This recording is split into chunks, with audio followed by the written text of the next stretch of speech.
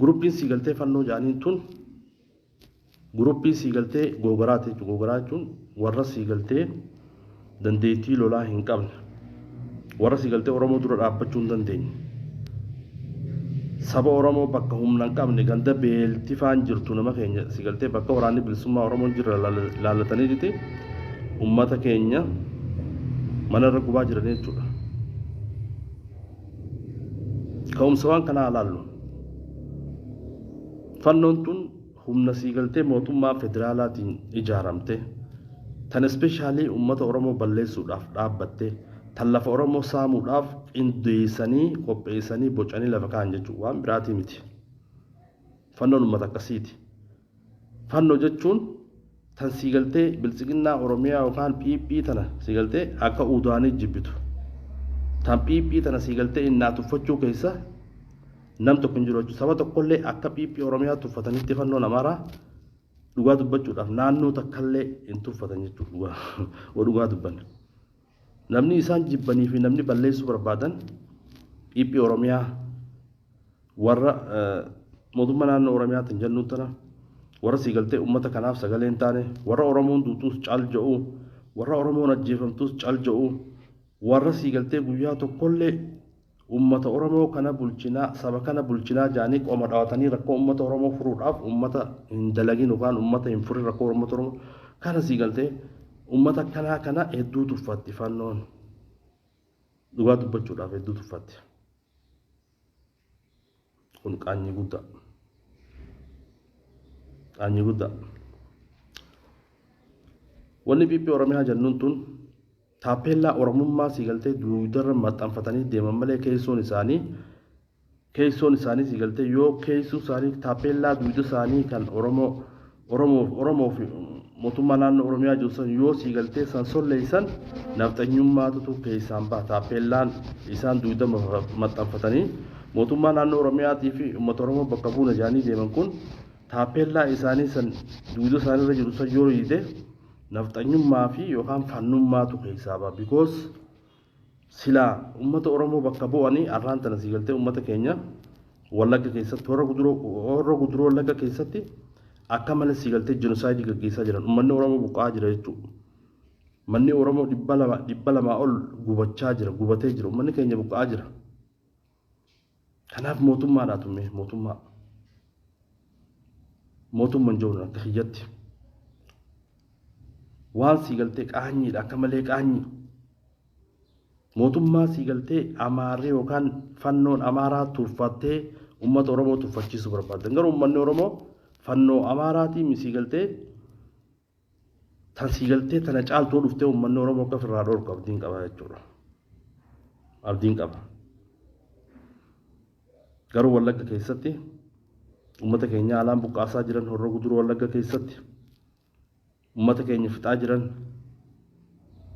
kanaaf mootummaan naannoo Oromiyaa ifin jettu tani taappellaa Oromoo fi Oromiyaa dhawattee keessoon isii gizee taappellaa sarrigan nafxanyummaa yookaan fannoo Amaaraa yookaan Minilik baatuun eessa jirti? Meessa jirti? Uummanni Oromoo isin harkee jira. Isin hundinuu siigaltee warri Oromiyaa bulchaa jiru kun keessoon keessanii fi yeroo isin siigaltee baakgiraawundii keessan laalan isin ilmaan miiksii ilmaan siigaltee diqaalaa ilmaan ol keessa dhuubaa warra siigaltee fakkeessuudhaaf Oromoo bakka buutan malee isin caasaan keessan gubbaarraa eegalii ilaa hanqa jalaatti warra Oromoo ficcisiisuudhaaf dhaabbate warra sagantaa Minilik deebisuudhaaf dhaabbate dhalli Oromoo kan dhugaan dhiiga Oromoo qabu kan Oromoo irraa dhalate kan siigaltee abbaansaa dhiiga Oromummaa qabu yeroo fannoon Amaaraa shiftaa maafiyaa guruppiin tun ummata Oromoo Wallagga keessatti nama 200 mana 200 ol guban silaa xiqqoollee taatu sumatti dhagahama beektu si dhagahama. Amma duboonni sitti hin dhagahamneef ati Oromoo bakka bu'u Oromootummaa naannoo Oromiyaatiif Oromoo bakka bu'etti garuu keessoon kee maali? Nafxanya. Kana jechuudha. Bulchoota aanaarraa eegalii ilaa hanga gubbaatti mootummaa naannoo Oromiyaa yookaan PP Oromiyaa kan jaamu kun wallahi dhugaa dubbachuudhaaf takka takkatti yoo tarreessuu taatee tarreessinaa jechuudha. Godinarraa aanaarraa eegalee ilaa hanga caffeetti. Warra siigaltee abbaan isaanii hin beekamne godinarrattis warri mudamaa jiru. Aanaarrattis warri abbaan isaanii hin beekamne kanaan mudamaa jira. Kun siigaltee laalaa Oromummaarraa uummata Oromootii fi Oromoorraa haajaa takka illee hin qabu. Kun siigaltee as taa'eetti Amaarri yookaan naannoon Amaaraa akka jajjabaattu uummanni Amaaraa akka hidhatu uummanni Amaaraa akka Oromoo balleessu dalagaa jira. Garuu gubbaarraan uummata keenya jechaa jirta isin beekna. Waan isin taatan isin beekna. Waan isin taatan isin beekna. Warra siigaltee of bira kutee ilmaan keessanillee Itoophiyummaa dhaalchisaa akka jirtan isin beekna jechuudha. Dhugaa dubbachuudhaaf. Bara ilmaan keessan Oromoo waan joon beekanii bar Itoophiyummaa mililik beekan ilmaan keessan bar seenaa mililik beekan seenaa jaarraa abbaa gadaan beekan seenaa elamoo qulxuun beekan seenaa taaddasaa birruun beekan seenaa waaqoo guutuun beekan ilmaan keessan bar mana keessan keessatti wanni isin barsiiftan seenaa mililik seenaa Haayile Sillaasee barsiiftanii jechuudha. Garuu gabbaatanii qabsaawaa saba Oromootiif dhaabbattee ifa keessan yeroo Oromoon duutte siigaltee guyyaa Oromoon duutte mana farshoo dheeyitanii qaruuraa waliin dheeyitanii diina finnee jettanii siigaltee akkasitti walii labsitan tan isin beekne jechuudha isin taatan. Kanaaf caasaan gubbaarraa eegalee jalarraa eegalee laanqa oliitti ilmaan siigaltee bakka dhufe hin beekamne ilmaan haati isaanii hin beekamne ilmaan abbaan hin beekamne ilmaan siigaltee akkasii saniitutu taappeellaa Oromoo fi Oromummaa dhawatee gubbaarraan dhawatanii jirti. Keessaan uummata Oromoo akka fixaa jiran keessaan akka ficcisiisaa jiran kana jechuudha. Kana hoogganaan siigaltee dhugaan Oromummaan itti dhaga'amu yeroo uummata Oromootiif daangaan Oromiyaa tuqame wanni kanaa ala siigaltee nama teessu jiru. Akka nama tokkotti parsenaalii akka nama tokkotti siigaltee ummanni Oromootii fi lafti Oromiyaa tuqaroo siigaltee fidaan baachuu an maaltu fidaan abaasiisa beeta ummata kanarraa dhalannee jechuudha. Hammeenyaa fi rakkoo ummata kanaa hin dandeenye namni Oromoo kana yaada namni Oromoon ta'in abbaan fedhe siigaltee naannoon feete daangaa Oromiyaa darbitee seentee ummata Oromootiif daangaa Oromiyaatiif lafa Oromoo fudhatte abbaa takkallee ittiin dhaga'amu jechuudha. Kanaaf maal jechuudha ilmaan guddifachaati. Ilmaan siigaltee buna guruudhaaf Oromiyaa seenan. Ilmaan siigaltee distii qoobuudhaaf Oromiyaa warra seene. Ilmaan siigaltee halloo walitti qabanii waan garaagaraa godhuudhaaf warra halloo irratti hojjetan warra akkasiisaniitu Oromiyaa keessa faca'ee ilmaan isaanii siigaltee Oromiyaa keessa guddisaniitu arraan tana ilmaan sanii fi warra saniitu aangoo irra jira. Warra siigaltee sibiila barbaadaa fi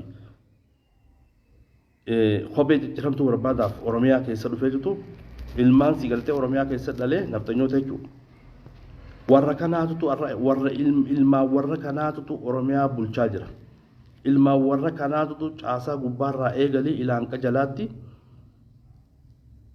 taappeellaa Oromummaa siigaltee taargaa Oromoo fi Oromummaa qabatanii hakeessoon isaanii naftanyaa asbaanii siigaltee uummata dura baanii nuti uummata Oromoo hijiba.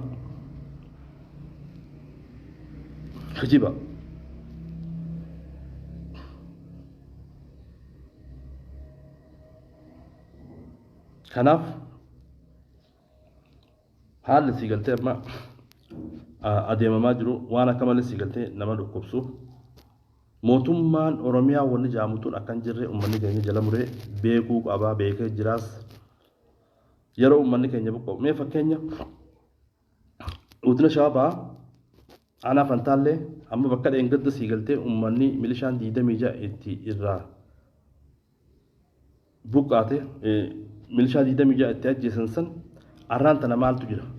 Arraan tana akka kaleessaa siigaltee maqaa waraana bilisummaa Oromoo deeggartan jiruun naftanyoota naqanii naftanyoonni keessa jiran uummata keenya balleessaa jiran jechuudha. Nama hedduu siigaltee kaleessaa fi edda nama hedduu fixan nama hedduu balleessan kana godhan fannoo amaaraa waraana bilisummaa oromoo balleessaa jedhanii uummata keenya fichisiisaa jiran kana godhaa jiru nafxanyaa oromoo siigaltee tamaqaa oromoo dubbachaa jiru tan taappellaa oromummaa qabattee keessoon isii nafxanyaa tanaatutu uummata keenya fichisiisaa jira jechuudha silaa siigaltee uummata kanaaf dhaabbatanii silaa haqa oromoo kabachiisuuf dhaabbatanii silaa daangaa oromiyaa kabachiisuudhaaf dhaabbatanii yeroo milishaan 26 dhumtu gabbaanii siigaltee tarkaanfii fudhatan ture milishaan siigaltee ashkara isaaniiti kana ummata siigaltee milishaa ofii caasaa ofiitu yeroo duuteen falmanne ummata oromoo maaliyyaa ummanni oromoo akka du'aniif ummata oromoo akka fannoon fixuuf akka nafxanyaan fixuuf warra karoorse keessaa phiiphiin oromiyaa takka jechuu dhugaa dubbachuudhaaf phiiphiin oromiyaa takka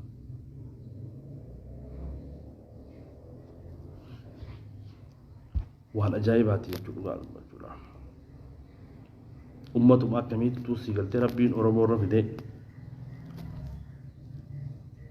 ummata akkanaa kana siigaltee kanii dhiigni oromoo dhiiga oromoo hin qabne warra bifaanillee oromoo hin fakkaanne ilmaan siigaltee godaanaa ilmaan guddifachaa ummata kana siigaltee ummanni keenya yookaan deeggartoonni bilisiginnaa tokko tokko akka waan ummata ayaa qabuutti akka waan ummata siigaltee faayidaa qabuutti akka waan ummata saba kanaaf faayidaa buusaa jiruutti fudhatte jechuudha atuu siigaltee kan bilisiginna jiru atuu kan badhaadhina oromiyaa jiru baagiraawundii koos ilaalan ni beekamtaa jechuudha oo baagiraawundii silaallee ganda keessatti waan hamtu dalaydee jirta shifta jechuudha dhugaa dubbachuudhaaf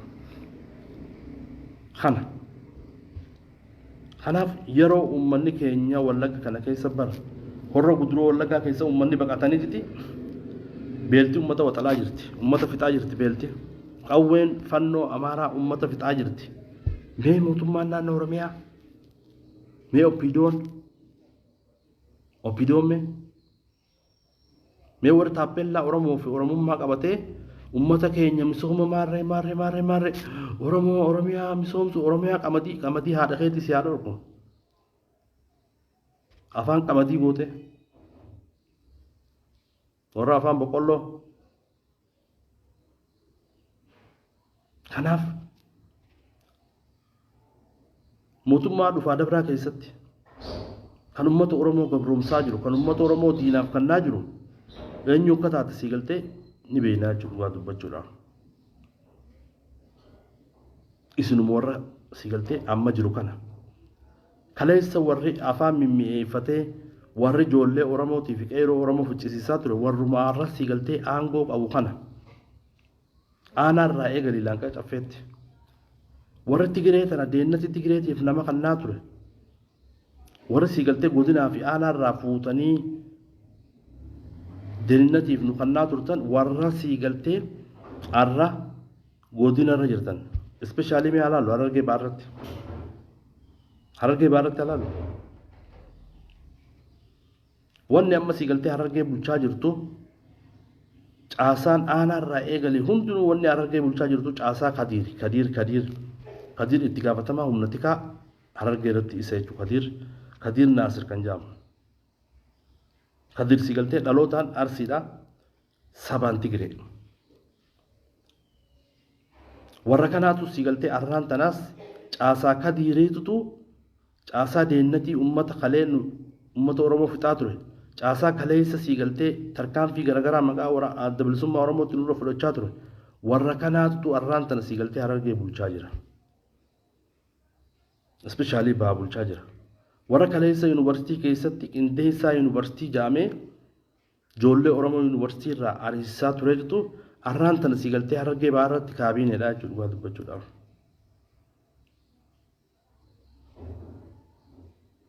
maqaa addaan babaafne takka takkatti isinii keenyoo feetan takka liisti isinii goona kanaaf kaleessa siigaltee gocha wayyaaneen daleeddee harka dhibbarraa harka meeqa harka guddaa eenyu qaboo kan jennu taate ummata kanaa qaba warra siigaltee deennatiif humna tikaatiif سيقلتي جولة ورمو كان ناتره ورا خدير في جباساته especially أرجع بارت خدير في جباساته رنيتو خدير ناصر اتجاه تما هم نتيكا غودينا هارجع باتره Eastern Ethiopia تنانما إساتو غلاتره خدير سيقلتي جبر باتساتي فوتو ساو جنس إسنيفيل لطف نيم تنساي تقعد بجرا خناف عاسا كليس كدير جارة هرجع تنبول شاجر برجولين كلك إن دستوتو يونيفرسيتي هرمايات آتے ورا سيقلتي دينتي وجين دلقا جولة ورمو أريساتوري أرانتنا اتقافتما مسوما قلنا هرجع با اتقافتما انترپرايزي ماري هرجع با سن ورا سيقلتي هركي ديقاتي فكنيوم ما نفتنين بيغوتو تانا مالي أكا هرجع با تنين بيغوتو تانا مالي أورميا غوتو ورا خليس أورمو رجنسايد دي هجتيتو أورميا بولشاجر يكتمان خليس سيقلتي أمة أورمو فجساتوري أران تنا فنو مي سيقلتي نمني فللو في أورميا وأمة أورمو فتالي حاجة حقابو متيجو لفا أورميا دانك أورميا أبان فللو في سيني لفا فلتالي حاجة حقابو متي ورقنا قناة توتو أورمو بكبو الشاجر ورا سيقلتي جنوسايدين خلي راوته جو ون سيقلتي موتمان أبي أحمد يرو جلكابا سيقلتي آنغورا تولبو وني يكرتا وني ديفما وني جي وني جو وني خليس يكي خليس أمة أورمو ردلغن يكا همادا يكا سن سيقلتي أبو مادان كان أمة أورمو أكا ويانين في التوحقورات